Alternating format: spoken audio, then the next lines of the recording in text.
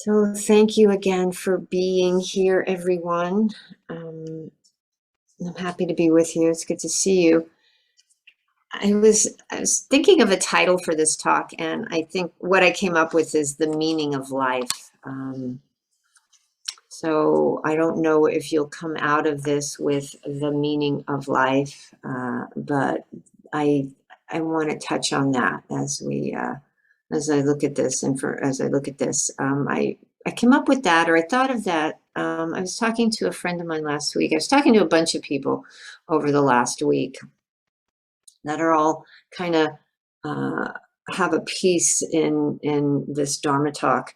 And the woman I was talking to last week was kind of feeling overwhelmed by the state of the world, which a lot of people are these days. It's a challenging time. It's been a challenging time for quite a while, and it remains so. And there's a lot of unsettledness, unease, uncertainty. And so I think she was really feeling that, and she was saying she was just looking for the meaning of life. She was looking for the meaning of life, and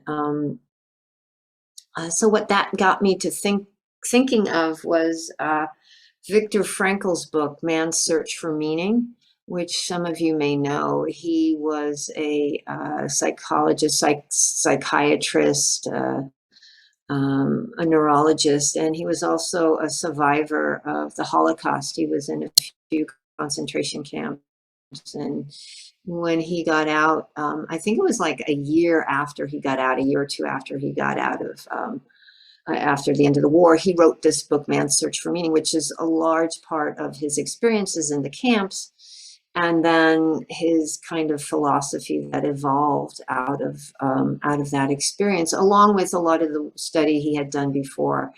And I was also talking to another friend last week and talking about how I've read a number of books that aren't Dharma necessarily, but I've gotten Dharma talks out of them because even though they're not technically Buddhist, they are Dharma. They point to how to be in the world. And he said, my friend said, yeah, everything's Dharma.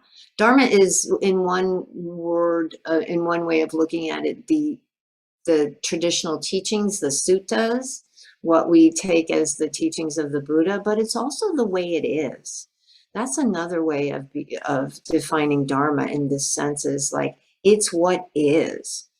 And so I wanted to kind of look at this teaching of Viktor Frankl and kind of see how it actually really moves with Dharma. And I think it's for me, I really appreciate this type of investigation because it gives a different perspective. We're all, if you've been reading Buddhist books or coming to Dharma talks or listening to podcasts, there's a particular set of teachings, of stories, but to have it maybe come from a different perspective, I find really helpful. Gives me a different way to see things, maybe allows me to see something in my life a little bit differently. And they talk about all the thousands of different Dharma doors, 10,000 Dharma doors, 84,000 Dharma doors. There's a lot of ways to approach these teachings, and this is just another one of them.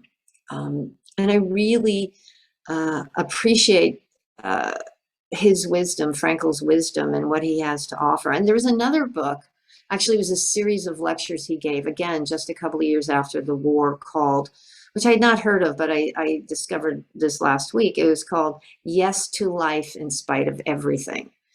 And as I said, it was a series of 9 or 10 lectures, and then it was published in this book, which I think I want to get. It sounds really, really interesting. So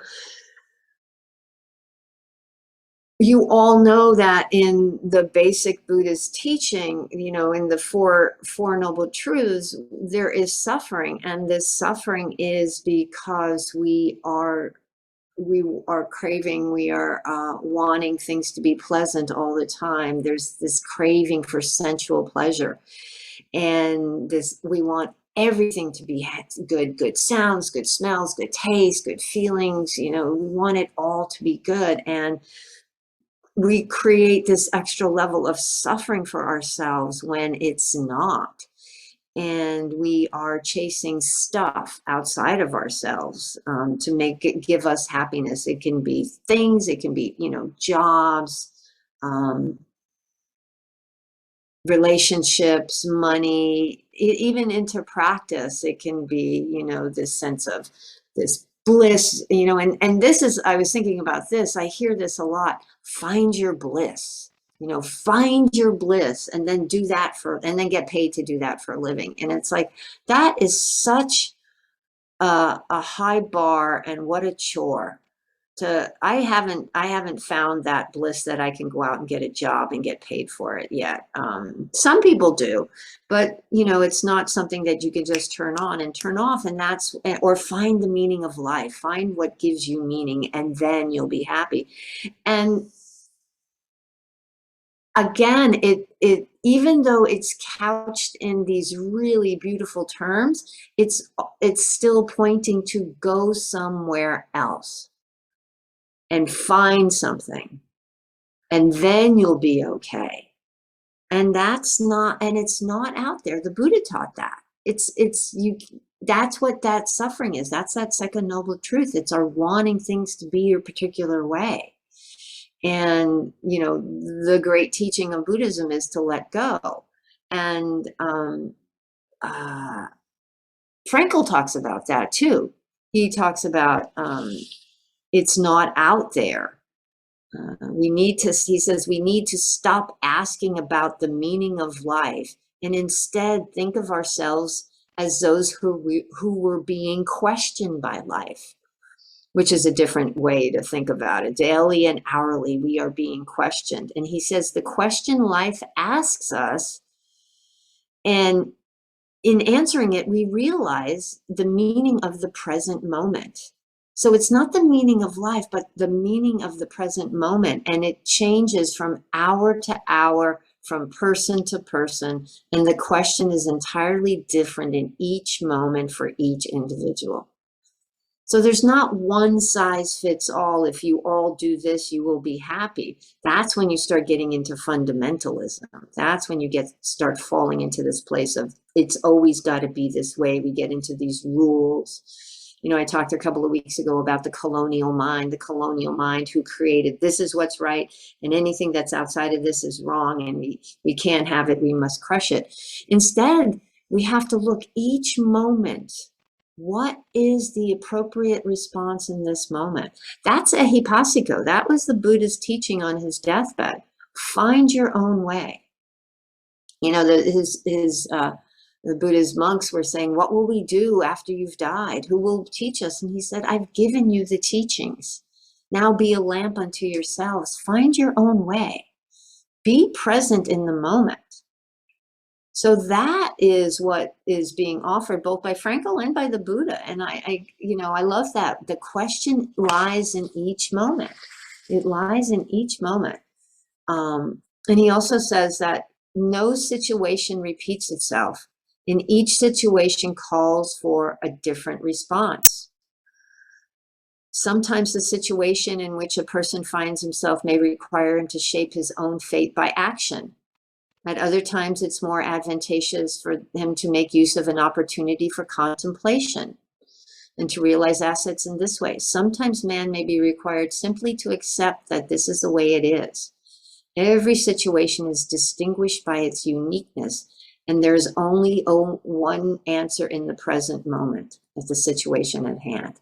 What is the appropriate response? That's that old Zen story about the wise man who's being chased by the tiger, and he gets to the edge of the cliff, and he jumps on to hang off this branch that's off the edge, growing out of the side of the cliff.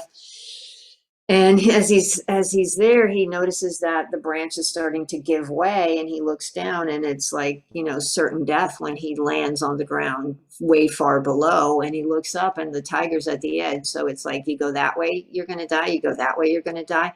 And then he notices there's this strawberry growing out of the branch, and he plucks the strawberry and he eats it, and he goes, oh, this is so delicious. So the response in that moment was to enjoy what was there, to find the joy that was right there. Look, a strawberry, eat it, enjoy it. That is really the key of being in awareness, not in the story of, when we think we know what the answer is, when we think we know how it's going to unfold, we're not present. We're caught in the story, and we're distracted, and we can't fully be here. So both Frankel and the Buddha are saying, be here now. Ram Dass said that too. Be here now. And Jack Kornfield has said, you must be present to win. It's like a raffle. You must be present to win a door prize. And, Frankel also says, living itself means nothing other than to be being questioned. Our whole act of being is nothing more than responding to and being responsible toward life. And with this standpoint, nothing can scare us anymore. No future, no apparent lack, because now the present is everything. And at each moment brings a new experience. Each moment is, oh, what is this? That's Zen mind, beginner's mind. What is this? What is this? The thing that happens, though, is for many of us, as we move into this new way of interacting with life and our experiences, we've had all these conditioned ways of thinking, these habits of mind, these habits of behavior, these ways we view the world. And all of a sudden, we're asked to put those aside to see how they're conditioned based on fears, based on desires, based on so many things, based on societal norms. And we're being asked to put those aside. There's an aside. I read a question.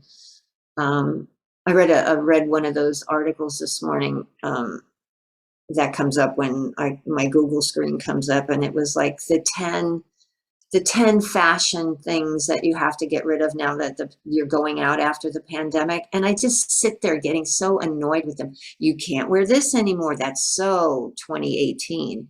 And I just go, shut up, shut up, shut up, shut up. It's like, because that's this constricted, other people are sitting there just deciding what you can wear. No more skinny jeans. That's so, 10 years ago. And it's like that means anything in this world. It means nothing, but people give so much import to it and suffer so much over those things. I know I have in my life, not about fashion, but about other things that were so important, but are so meaningless in the big scheme of things. And so what do we do when we start letting go of these ideas that have been part of how we view the world for so long?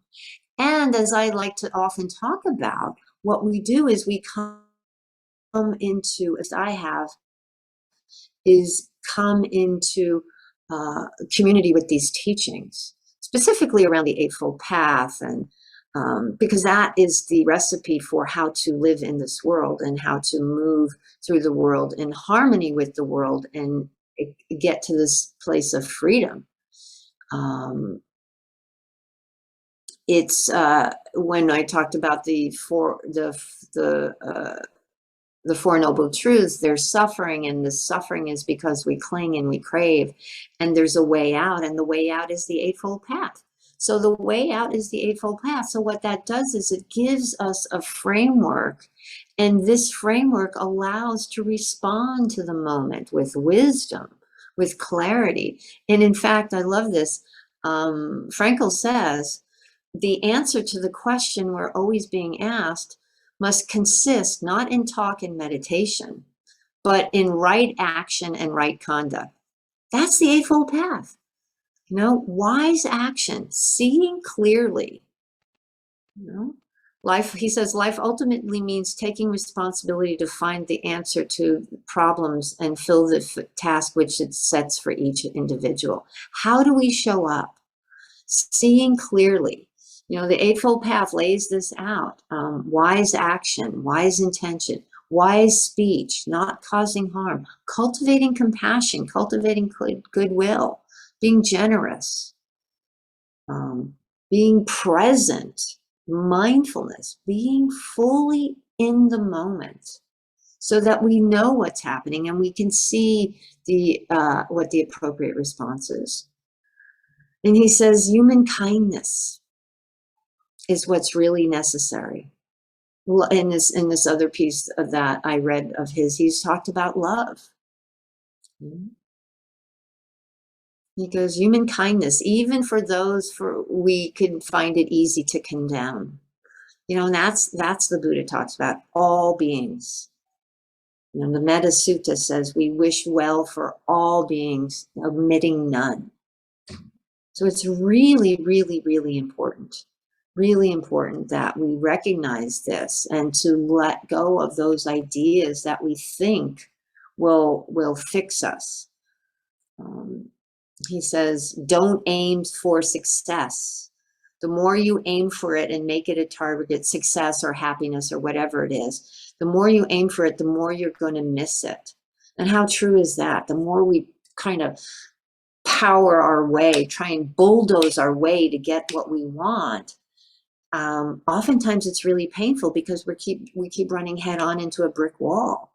Instead, when we let go, there's so much more ease. There's so much more space. That's moving into that space of equanimity. That's kind of what I was offering in the meditation, those 7 factors of awakening, that mindfulness, that effort to be present, to let go of what's not wise or skillful, the curiosity of what is this, and then the experience of the ease that happens. Even with discomfort, even with challenging moments, we can be at ease. Like he says, we're not afraid anymore of anything. Nothing could scare us because we can be fully present in the moment. He says, success, like happiness, cannot be pursued. It ensues. It comes. It's an unintended side effect of our dedication to a cause greater than ourselves, as he says, or this practice.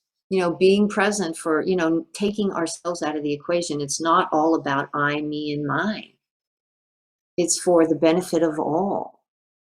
That's in Theravada, and it's also later in Mahayana, the Bodhisattva ideal. Foregoing our liberation until all beings are liberated, vowing to end suffering, even though suffering is endless, vowing to end it. That's exactly what this is. This is what he's talking about. We are willing to let go we quit chasing stuff. He says it happens by not caring about it. It's when you don't chase it anymore. It comes up. That's in the 7 factors of awakening, this joy, this ease, this calm, this contentment, in spite of what's going on, Because he says, and this is really powerful. He was talking about this. He was talking about the experience in the camps. And he says, what remained was the individual person, the human being, and nothing else. Everything had fallen away from him during those years. Money, power, fame. Nothing was certain for him anymore. Not life, not health, not happiness. All had been called into question. Vanity, ambition, relationships. Everything was reduced to bare existence, burnt through with pain. Everything that was not essential was melted down. The human being reduced to what he was in the last analysis, either a member of the masses, therefore no one real, the anonymous one, a nameless thing, or else he had melted right down to his essential self. We strip away all the stories. We strip away all the ideas. This is like, stream entry and Sakaya-ditti. And we burn away the fetters, those things that get between us and liberation. We let it all go. Everything we think we need. It's like the 5 remembrances. You know, we are all of the nature to grow old, get sick, and die. Everything we have will be taken from us. That's what he just said right here. Everything we have, all we have are our actions. And our actions have to be held in this container of loving kindness and compassion and generosity and goodwill and being in harmony and connected with all beings. That's absolutely really core. And he says here also, everything can be taken from a man but one thing, the last of the human freedoms, to choose one's attitude in any given set of circumstances, to choose one's way, ehipassiko, to choose whether to cling or to be fully present. It's really beautiful. It's a beautiful Dharma teaching that he offers, I think. And again, I think a different way to look at it. So I really, if you haven't read this book, Man's Search for Meaning, I really suggest you read it. It's really thin. There's not too much. It's not a long book, but it's really very powerful, and it's been very popular for, it was published in, I think, 47 or 48. So it's, 80 years old, and it's almost 80 years old, and it's still really relevant and really meaningful. And one other thing I'll say, there's a very, very famous quote that I use all the time, and a lot of Dharma teachers do, that is attributed to him. In fact, I think I used it not long ago when I was going through the Eightfold Path. Between stimulus, I don't have it memorized, between stimulus and response, there is a space. In that space is our power to choose our response. In our response lies our growth and our freedom. That is attributed to Viktor Frankl. And I mentioned that in morning meditation the other day. And after meditation, someone in the class sent me a note with a link to an article about how Frankel never actually said that. That's not actually anything he wrote. And it turns out it was basically it was a very convoluted article, but very well researched. And it goes back to Stephen Covey, who was very popular in the 80s or 90s, who wrote a book, Seven Habits of Highly Effective People. He remembered that quote from somewhere, and but he couldn't remember who it was, and somehow it got attributed to Viktor Frankl, but it was actually somebody else summing up Viktor Frankl's teachings with that quote, which is basically what he's pointing to. There is a choice between stimulus and response, and that's where our freedom lies. And so he didn't say that exactly, but that was a lot of his intention. So let me be the first to share that wasn't a Viktor Frankl quote. So those are my thoughts on the man's search for meaning. And I hope it is of some benefit to you. So thank you so much thanks for your generosity and your patience.